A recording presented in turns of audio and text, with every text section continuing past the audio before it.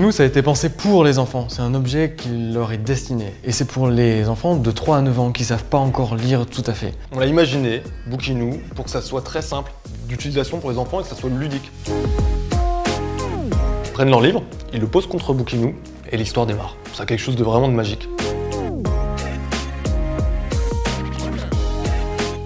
Pour les proches, ils ont accès à une application mobile où ils peuvent s'enregistrer. L'histoire est alors envoyée sur Bookinou et après Bookinou fait le lien avec le livre papier grâce à une gommette qu'on vient coller au dos des livres.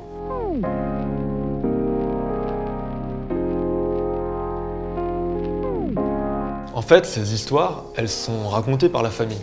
C'est devenu évident pour nous, parce qu'elles sont jamais aussi belles que quand c'est la voix d'un proche qui les raconte.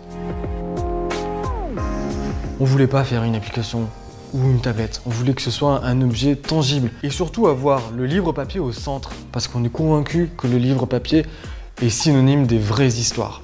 Guillaume, il est hyper bricoleur et très vite, il a fallu qu'il crée avec ses mains, qu'il construise quelque chose. Il a imaginé un compagnon pour les enfants qu'il puisse emmener avec eux en voyage, dans leur chambre, dans le salon, partout, tout le temps.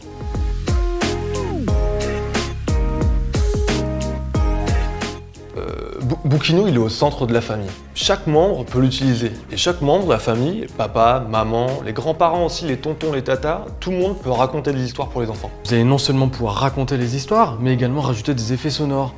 Le bruit du chien, le bruit de la pluie. Pour en faire une expérience immersive pour les enfants. En fait, ce qui nous plaît le plus dans Bookinou, c'est quand on regarde les enfants qui les utilisent, les enfants qui se marrent. Et ce qui est drôle, c'est de voir aussi les adultes, parce que c'est des grands enfants.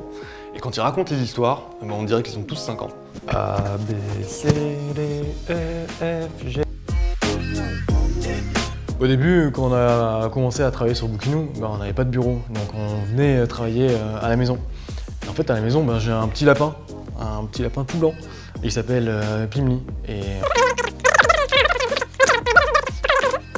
en fait, c'est pour ça que la boîte aujourd'hui qui édite Bookinou s'appelle Pimli. Putain, ils ont pété la cloison là avant qu'il y avait au sol ou...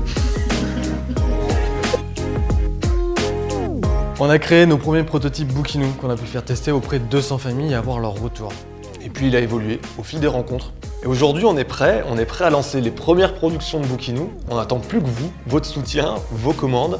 Vous le commandez et on le fabrique. C'est aussi simple que ça. En fait, c'est comme ces albums photos. Ils sont là, on sait qu'ils sont là, on les regarde pas tous les jours.